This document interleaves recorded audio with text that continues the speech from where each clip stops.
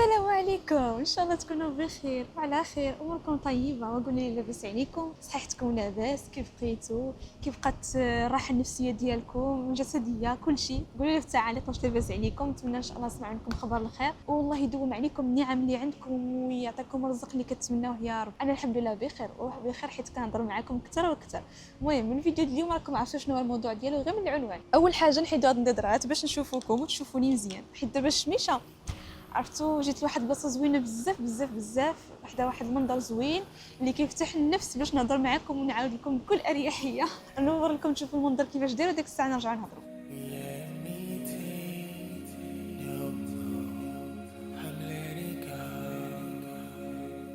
ايوا اجي نهضروا ونتهاودوا ونقرقبوا لنا شي شويه. المهم الريحه عرفتوا بجد غيطيرني الصراحه. دابا عندنا الصيف والحراره ومع ذلك جاني شويه ديال البرد. اتسوكي غنهضر معكم غنتلاها غنسى كلشي. ايوا المهم الموضوع اليوم كيف شفتوا في العنوان ديال الفيديو هو الاكتئاب.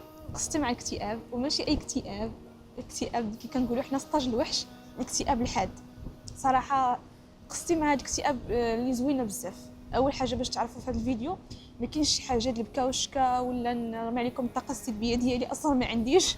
الحمد لله الله يبعدها عليا. اليوم هذا الفيديو هو خصيصا لاي واحد كيعاني من نفس المشكل، فبغيت نعطيه ليه كامل يبقى ديما يرجع ليه يتفرج فيه باش غيتفكر بانه غيبره، غيتفكر بان مساله مرحله وغدوز. فهذاك الشيء علاش ما كاينش شي حاجه سميتها بكاوشكا. وبالنسبه لي قصه الاكتئاب ديالي قصه محفزه ملهمه، واللي نتمنى اي واحد يوصل لنفس النتيجه اللي وصلت لها ان شاء الله.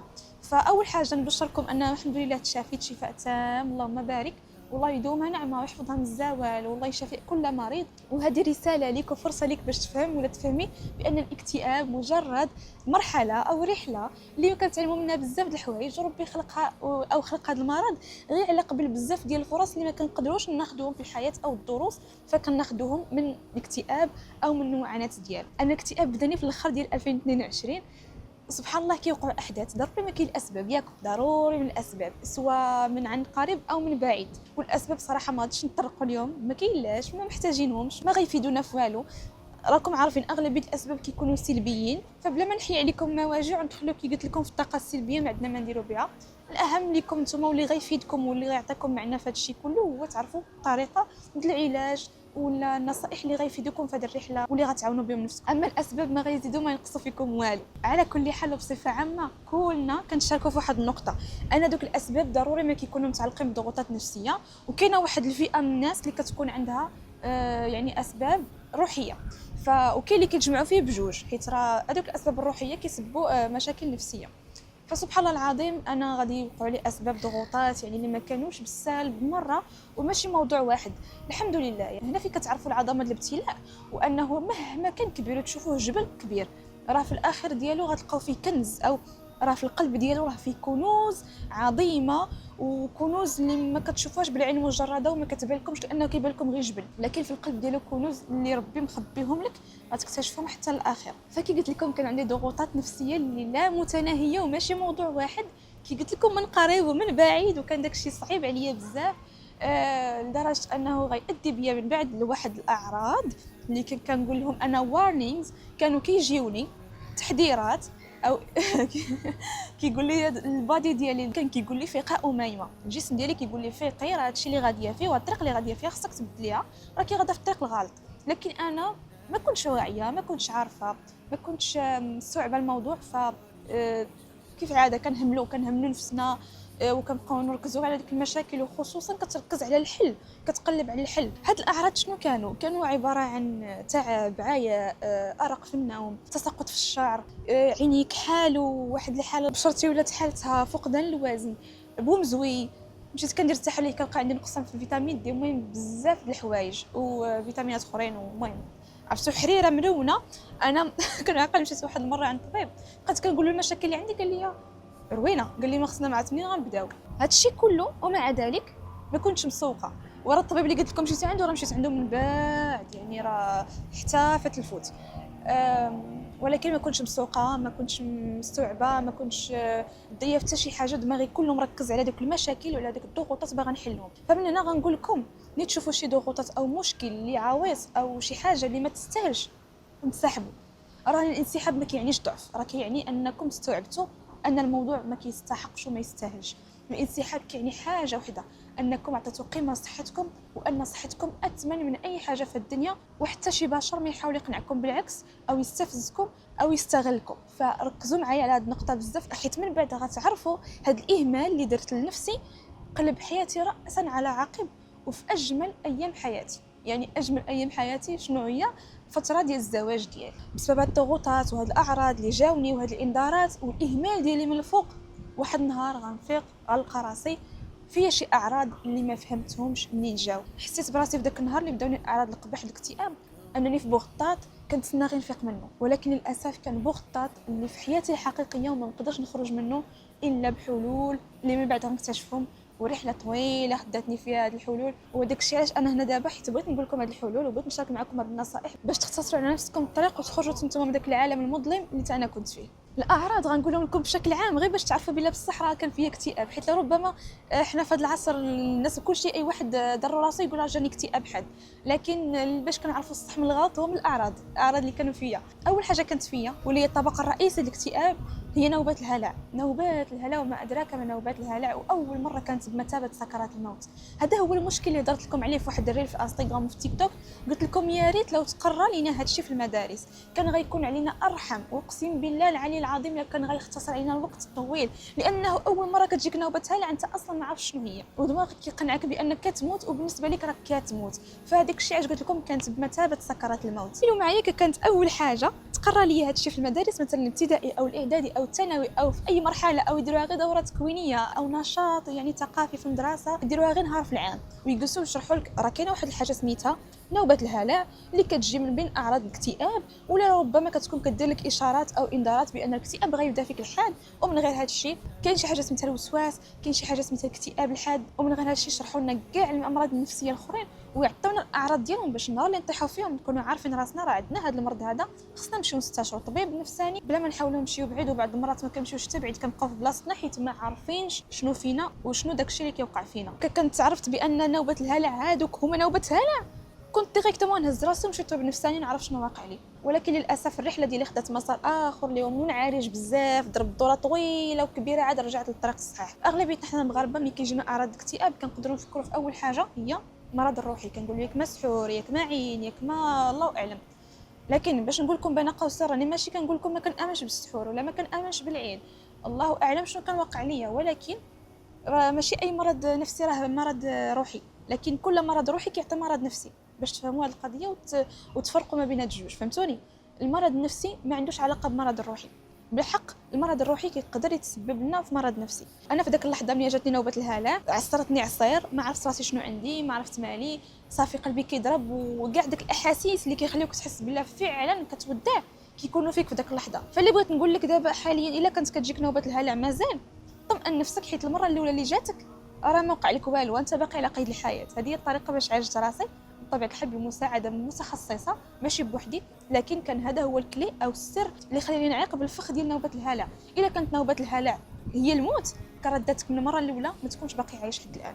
هي صعيبه غير المره الاولى، وبما انك او انك دوزتي المره الاولى فهنيئا لكم دزتوا من المرحله الصعيبه تبقي غير الفوتات. انا في ديك اللحظه ملي جاتني نوبه الهلع مازال ما عندناش شي حاجه سميتها شات جي بي تي اللي ندخل نعاود ليه ونشكي عليه ونبكي عليه ويقول لي شنو هي المشكله.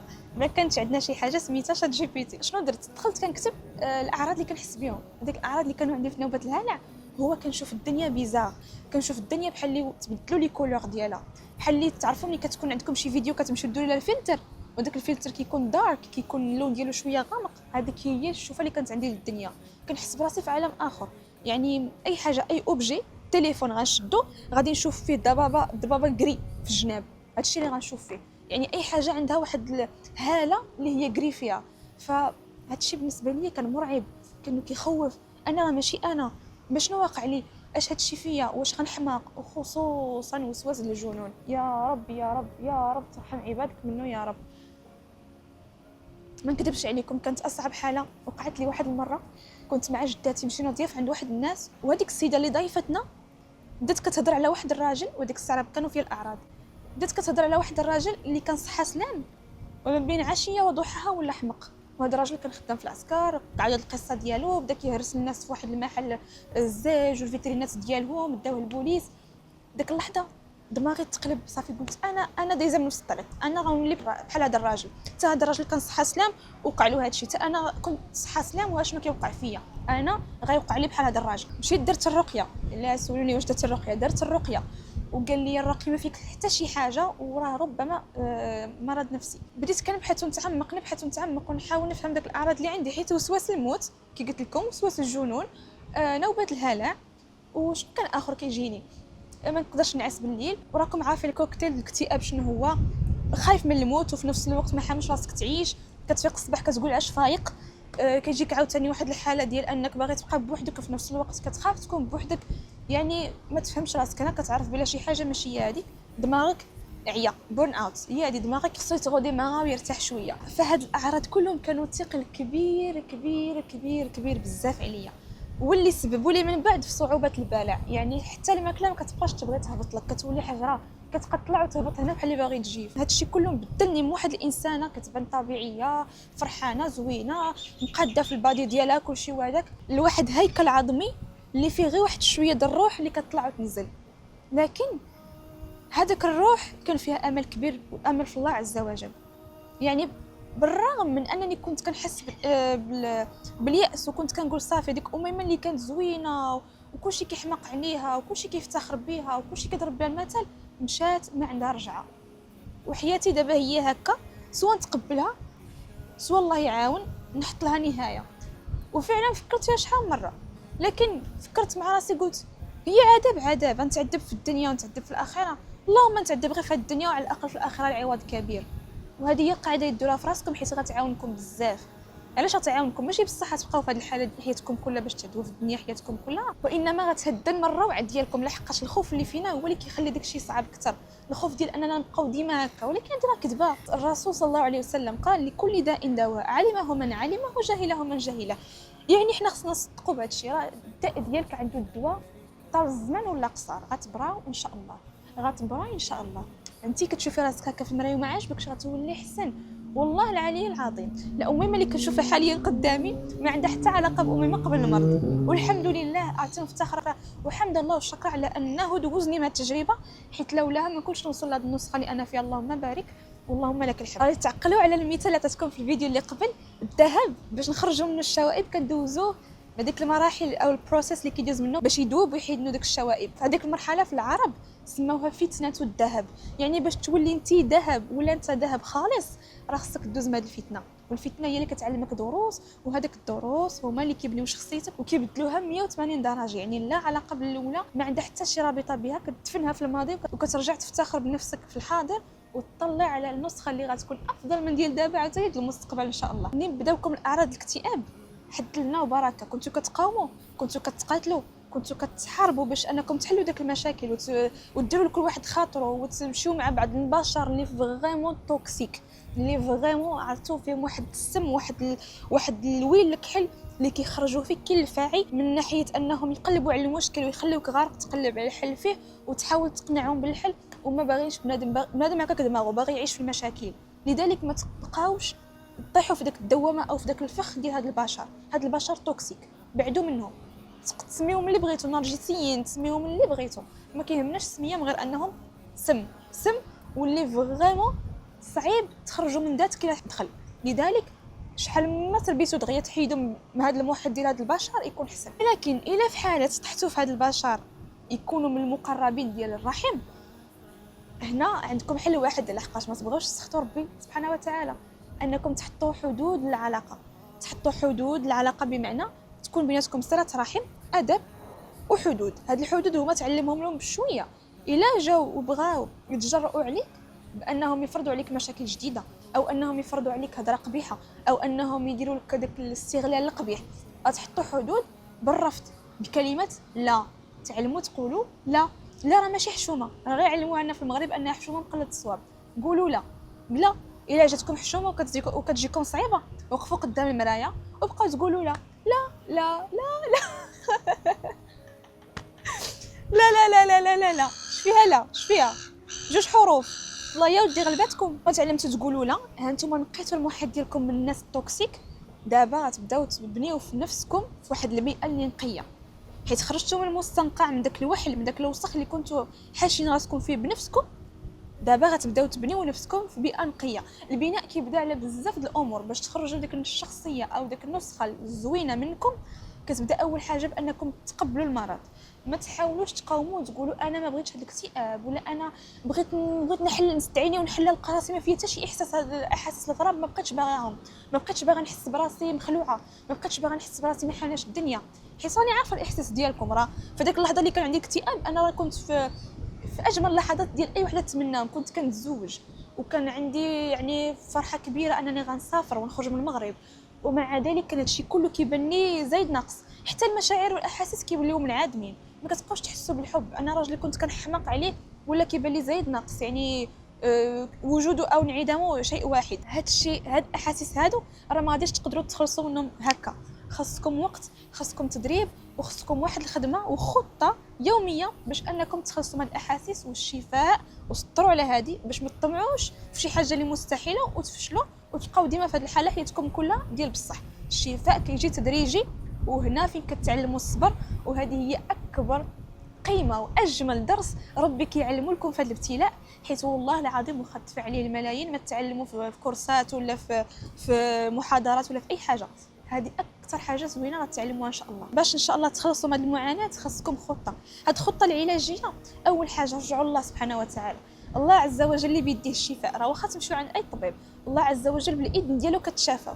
وما تسوقوش للناس، رجعوا الله وبدلوا من نفسكم بلا ما تسوقوا للناس. الا بنادم بدا كيقول لكم وليتي فقيه، وليتي فقيهه، اختي في الله، ما تسوقيش اختي لهذا الشيء، ما تسوقش اخويا لهذا الشيء. انت اهم حاجه عندك هي النهار اللي غتوصل فيه لديك النسخه الزوينه وغيجيو يسولوك كي درتي ليها. مالك وليتي هكا زوين، تنورتي، تبدلتي، وصلتي، حققتي، نجزتي. هادشي كله هما في التالي غيجيو يسولوك كي درتي ليه. شتي دابا نتوما نعطيكم واحد الفيلم تخيلوه معايا. الا قلت لكم فريمون 100% هاد الصوره هذه او هاد الفيلم هذا اللي فيه انت او انتي في واحد الشخصيه اللي اول حاجه تشافات، ثاني حاجه محققه انجازات ونجحت في حياتها العمليه والدراسيه، ومثلا تزوجات وعندها وليدات، وقلت لك راه غادي انت شوفي هذا الفيديو، راه انت جبتوك من المستقبل هذا الفيديو. الا هذا الفيديو شايفاه بين يديك واش غتهمك هضره الناس؟ لا، حيت انت شايفه راسك في هذا الفيديو كيفاش غتولي من بعد، ما يهمكش. ونفس الشيء هذا الفيديو خليه حقيقه في راسك، ما تخليش فقط خيال امي ما قالته وصافي.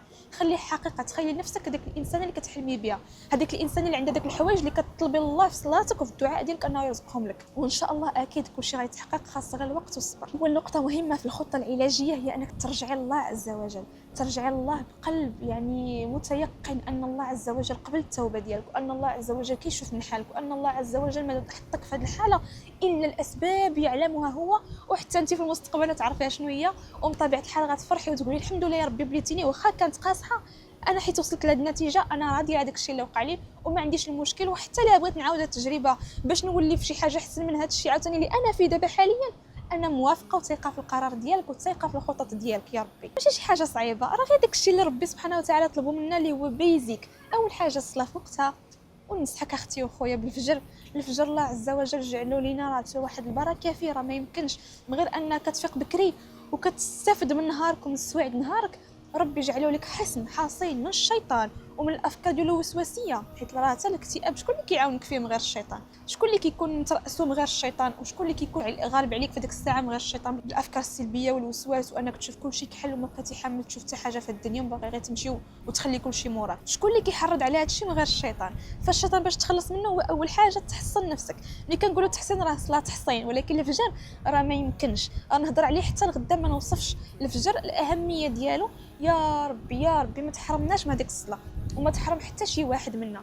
يا ربي تعاوننا وترزقنا يا ربي الفطنه في ديك اللحظه ديال صلاه الفجر. ما يكونش فينا غرام النعاس، ما نبغيوش نرجعوا للملايه، يكون فينا رغبه واحده هي نمشيو ونجريو للسجاده ونسجدوا لك يا ربي. يا ربي تقبل مني هذا الدعاء. عرفتوا راه ما يمكنش صلاه الفجر شنو كتحقق، والراحه والطمانينه اللي كتحقق في النفس. ومن غير النشاط الجسم ديالك كيولي ناشط، كتولي فايق، كتولي فريمون عندك واحد الحيويه. واخا انت في اكتئاب هذاك الشيء كتبقى تحس بديك الحيويه شويه كتطلع فيك، حيت كتولي فريمون بروداكتيف. صلاه في وقتها وصلاه الفجر والاذكار حيت هما تحصين. اذكار كاين 3: اذكار الصباح والمساء واذكار النوم. اذكار النوم زوينين بزاف حيت كتنعسوا مرتاحين، كتخلصوا من الكوابيس ومحسنين من الشيطان. شوفوا دخلوا سمعوا الشيخ عبد الرزاق البدر عن الدرس اللي يهضر فيه على آية الكرسي. عرفتوا داك الدرس فيه تقريبا ساعه كيهضر على آية وحده، وهذيك الآية راه كاينه في سورة البقرة اللي كنت نصحتكم بالقراءة ديالها، ونيت كنصحكم حتى دابا وكنعاود نقول لكم في الاكتئاب راه عاونتني بزاف. وهاد الآية ربي جعلها لنا من أذكار الصباح ومن أذكار المساء ومن أذكار النوم. هادشي كله واش فعلا والو؟ أكيد لا.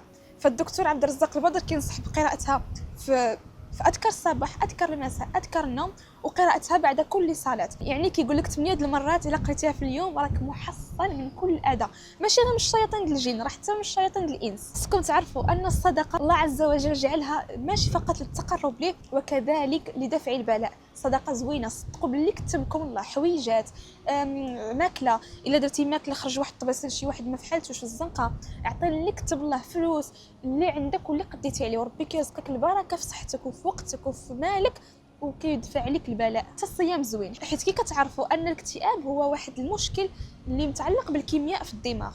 الدماغ ديالنا بما متعلق بالجهاز الهضمي، الجهاز الهضمي الا كان مرتاح من غير المشكل دبوم زوين اللي كيجي الاغلبيه فينا ملي كيكون عندهم اكتئاب، فاحسن حل هو الصيام. الصيام كيخلي الانزيمات ديال المعده ديالك وديال الجهاز الهضمي او القولون العصبي يتقادوا ويوليو مزيانين، وبالتالي كترجعوا بشويه بشويه صحتكم ديال الجهاز الهضمي وديال دماغكم ان شاء الله حتى هي. قيام الليل اللي وصيتكم عليه قبل في فيديو سورة البقرة، قيام الليل في الثلث الاخير من الليل والدعاء بيقين، والله العظيم ما تخطاكم شي حاجه وما ينقصكم خير. عرفتوا قيام الليل كيحقق كنز ربي ما خلاه في داك الوقيته اللي صعيبه اي واحد يفيق فيها الا السبب. الا فقتي اختي ولا فقتي اخويا القيام الليل، سجد قول يا ربي حمدتك وشكرتك، حيت راه شحال من واحد راه ما قدش يفيق وعجز، وكاين اللي مريض وكاين اللي كل واحد وظروفه. انت ربي اختارك انتي ولا انت اختاركم من بين هاد المليارات البشر فوق هذا الكوكب الارضي باش تنوضوا في ديك اللحظه وتقابلوا ربي وتدعيوه وتصليوا ليه ما تيسر من الركعات وتقربوا ليه بيقين. شكون بحالكم؟ شكون بحالكم؟ هذه راه اكبر هديه ربي هداها لكم، خصكم تحمدوا عليها وتشكروه، واللي مازال محروم منها يدعي الله انه يسرها ليه. حاولوا تنعسوا بكري، حاولوا ديروا التليفون فيها لالارم وحطوا التليفون بعيد على فين كتنعسوا باش كتنوضوا، باش تطفيو لالارم وهكا ملي تنوضوا غتكونوا ديجا فقتوا، غتمشيو ان شاء الله توضاو وتصليو ان شاء الله وكلشي تيسر لكم. هضرنا على الكوتي ديال الدين، اجي نهضروا على الكوتي ديال النفس. النفس انا تعطلت بقيت مركزه غير على الناحيه الدينيه، درت رقيات، درت هادشي اللي قلت لكم، هاد النصائح كلهم عاد دابا من ناحيه الدين ديالي، وتعطلت نوازيها بواحد الحاجه حتى هي اللي مهمه. هاد الحاجه اللي هو العلاج النفسي او الثيرابي، ماشي ضروري تكون بالدواء، الا ما بغيتوش الدواء من حقكم. وانا صراحه ما درتش الدواء، انا مشيت غير عند بسي اللي درت لي معايا الثيرابي العلاج السلوكي وداكشي. صراحه انا من هنا كنقول لك شكرا سلمى، الله يحفظك يا ربي ويفرحك. غادي نصيفط هذا الفيديو غتفرح حيت غتشوفني تشجعت نهضر على هذا الموضوع، حيت ماشي اي واحد كيقدر يهضر عليه، خصوصا في المغرب. راكم عارفين بلادنا للاسف كتشوف الطب النفسي انه للحماق، فالله يهديهم. هو اول حاجه ملي تبداو في هذه المرحله ديال العلاج النفسي ما تسوقوا حتى شي واحد، حيت باش تعرفوا ان هذا الشيء من الغباء. هو واش كاين شي مره شي واحد كيجلس يعاير واحد الانسان حيت مشى عند الطبيب حيت فيه الحلاقه، شنو غتقول له ها فيك الحلاقه مشيتي عند الطبيب؟ من طبيعه الحال لا، هذا من الغباء ومن التفاهه. فنفس الشيء الطبيب النفسي راه طبيب كتمشي باش تعالج، واي واحد كيهضر شي هضره قبيحه غيحاول تخرجوا من حياتك وبعدوا عليك وخا يقول لك بالضحك. الشيء يقول لك بالضحك بعد من هذا البشر هذا، حيت ما في قلبوش الرحمه، واكثر حاجه خصو يدير هذيك اللحظه هي يواسيك ويسيبورتيك، ماشي يحشي الهضره في هذا الموضوع هذا، لانه فعلا حساس بالنسبه لاي واحد كيبدا فيه. المعالجه ديالي صراحه كانت زوينه بزاف، ونيت هادو نصائح اللي نعطيهم لكم باش نهار تبغيو تقلبوا على البسي ديالكم تشوفوا هاد النقط هادو مهمين بزاف. اول حاجه البحث على بسي ماشي شي حاجه اللي صعيبه، باش نطمئنكم تقلبوا على واحد الانسان اللي الحصه الاولى تكون كافيه باش انكم تشوفوا راسكم واش ارتحيتوا ليه، ومن ناحيه التصرفات ديالو معاك، من ناحيه ردود الافعال، من ناحيه كيفاش كيدي ويجي معاك في الهضره. فانا البسي ديالي كانت اول حاجه كتسمعني، كانت كتمشي معايا دقه دقه، وما كانتش اهم حاجه ما كانتش كتقول لي شنو ندير، خصوصا في المواضيع اللي كتعلق باتخاذ القرار. ما كتقوليش اميمه خصك ديري هذه الحاجه، ومثلا اعطيكم مثال خصك تقطعي هذه العلاقه مع هذا الانسان، خصك تقطعي هذه العلاقه، لا كتشرح لي السلبيات والايجابيات، وكتشرح لي كيفاش نتعامل مع داك العلاقه، وكتوضح لي الصوره فين انا كنفهم بان هذه العلاقه ما نفعني بوالو، خصني الله يعاون الله يسلم. هذا هو الحاجه الزوينه ملي كتكون في البسي اللي كيعرف يتعامل مع المرضى ديالو بانهم يفهمهم ويشرح لهم ويخليهم يتصرفوا ككبار، ما محتاجينش شي واحد يتصرف في بلاصتهم. لكم ندمت حيت ما بديتش بهذا العلاج النفسي من الاول، حيت فعلا نفعني بزاف، من غير انني تنفعت من البركه ديال كتاب الله وداك الشيء اللي نصحتكم به على الدين ديالنا وداك الشيء. ولكن المنفعه ديال الطب النفسي ما يمكنش نختزلوها. ما يمكنش نقول لكم انتم مهرسين سي خليكم مهرسين قراو القران غادي تبراو، هذا الشيء راه ما عنده حتى معنى، يعني كنضحك عليكم. فنفس الشيء الطب النفسي مهم، وقراءة القرآن مهمة، والتقرب الله عز وجل مهم. هذا الشيء كله باك جمعوه وجعلوه هو الأساس د حياتكم. تقريبا دوزت واحد 6 شهور ديال اكتئاب الحاد، 30 يوم 6 المرات، وكل نهار كنفيق ونعس بنفس الإحساس.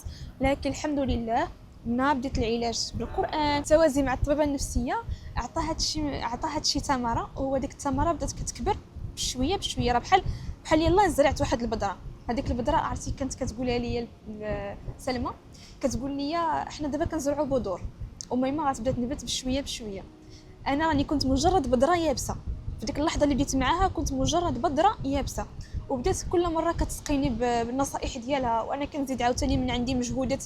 يعني انا كنت داك المجهود اللي كنقي داك النبته وكنقابلها وكنحفظها من اي تضرر من الحشرات هما المحيط ديالكم طبيعي الحال، راكم فهمتوني. حتى كبرت وولات دابا الحمد لله منوره. شكر راسو عاد داز من هنا. المهم الحمد لله، علاش ما نفتخروش براسنا؟ حتى نتوما غتفتخروا براسكم، حتى نتوما جايه نوبتكم ان شاء الله وتوصلوا لمحسن وتكونوا في داك الحله والهيئه اللي نتوما كتحلموا بها باذن الله. عاوده نقولها لكم، ما تتوقعوش انكم بعد الفيديو غدا تصبحوا بارين. الموضوع هو موضوع خطه، موضوع وقت، موضوع صبر، وفي الاخير النتيجه كتكون مبهره، وكلشي كيلاحظها فيكم ان شاء الله، وكلشي كيولي معجب من الانجاز اللي حققتوه في شخصيتكم. ماشي ضروري تكونوا حققتوا انجازات ماديه، غير انكم توليو في ديك الشخصيه اللي ولات عندها شخصيه قويه، كتعرف الصح من الغلط، كتعرف الانسان اللي كيبغيها من الانسان اللي كيضرها، كتعرف انها كتستغل او انها كتعاون الناس بما يرضي الله في حدود بلا ما تضر نفسها، كتعرف تقول في الحاجات اللي هي قد ديرهم، وكتعرف تقول لا في الحاجات اللي ما باغاش ديرهم. دونك هادشي كله غتعلموه ان شاء الله. اخر بغيت نقول لكم باختصار، اكتئاب زوين، راه اكتئاب بحال ملي كتمشيو لذاك الحمام المغربي كتديكم ماماكم البرمات السخون وكتبقى عليكم بالكيس حك هرد والصابون البلدي دخلكم لعينيكم والسخونيه والبشر بزاف والغوت الدراري الصغار، ولكن غير تلبسوا حوايجكم وتنعسوا فوق داك البايص ديال البيت الملبوس وتعطيكم رايبه جميله. داك الاحساس ديال الجنه هو الاحساس ديال التشافي من الاكتئاب، حيت فعلا الاكتئاب هو داك الضجه ديال الحمام المغربي والحكان وكل شيء والهريد والصليخ وكل شيء. راه نفس المثال، فغامون نفس المثال ونفس الاحساس ديال داك السلام والهدوء الداخلي الزوين اللي كتنعموا به في الاخر. فغير صبروا، هاد الثمره جايه طال الزمن ولا قصر، ولكن كلشي كيعتمد على العزيمه ديالكم وعلى الاراده ديالكم. وهذا الشيء اللي كنعاودكم، واش حسابكم انا من نهار فقت ولقيت راسي فيا الاكتئاب وبديت كل نهار وميمه قويه وميمه واعره وميمه غتبراي؟ راه كنت بزاف ديال المرات اللي كنفيق فيهم يأسه اكثر من المرات اللي كنفيق فيهم عندي امل، حيت راه اكتئاب بطبيعه الحال. ولكن كنت ديما فيما كيجي داك اليأس والقنوط كنجري اليوتيوب بحال الاغلبيه ديالكم دابا داير مع هذا الفيديو، وكنبدا نشوف فيديوهات الناس اللي برا، وفين ما يعاود يرجع لي القنوط نعاود نشوف داك الفيديو ديال داك نفس الشخص او نشوف شخص اخر. وهذا الشيء كيعطيني امل وكيعطيني واحد الطاقه اللي فريمون نوض نريب الجبال. الى هذا الاكتئاب شخص غنشدو غنقتلو ما ديروا نفس الشيء. هذا الاكتئاب تخيلوا الشخص وبداو عليه ما ترحموش، ولكن بالخطه. الخطه راه بحال تدخلوا الحرب خصها خطه وخصها سلاح. السلاح هو كتاب الله وتقرب الله عز وجل، والخطه هي الخطه العلاجيه مع شي بسي اللي تختاروه بعنايه وتكون اللي كتفهمكم وعندها نفس المبادئ بحال ديالكم، حيت كاينين بطبيعه الحال بعض البسي اللي كيكون عندهم مبادئ مختلفه، ديانات مختلفه. حاولوا ما تهربوش على المبادئ ديالكم والديانات ديالكم، خصوصا كنهضر على الناس اللي عايشين على برا المغرب، حيت بطبيعه الحال غيمشيو عند بسي اللي مثلا ماشي مسلمين ولا عندهم يعني ديانات اخرى او ما كيامنوا بحتى شي حاجه ويبداو يفلسفوا عليكم بداك التخربيق. ردوا البال لهذا الشيء، هذا مهم بزاف. نهايه الفيديو وما سخيتش بكم، نتلاقاكم ان شاء الله الفيديو الجاي. اقترحوا لي في التعليق شنو الموضوع بغيتو نهضروا فيه في الفيديو الجاي. واهم حاجه عافاكم كي كنقول لكم ديما، اي وحده واي واحد فايت داز مع التجربه او انه في طور هذه التجربه خلي تعليق، عاودوا قصتكم. اللي داز مع التجربه وخرج منها وتشافى تبقى امل الانسان واحد اخر في طور هذه التجربه هذه او في طور هذه الرحله. والناس اللي في هذه الرحله او في هذا الابتلاء ما تخافوش، نتوما هضروا على داك الشيء اللي عندكم في قلبكم وخليو الناس الاخرين يديزوا على التعاليق ديالكم ويعطيوكم نصائح، وانا غنكون اول منهم ان شاء الله. تهلاو لي فراسكم، نتلاقاو في الفيديو الجاي. الله يحفظكم لي وكنبغيكم بزاف بزاف. سلامه.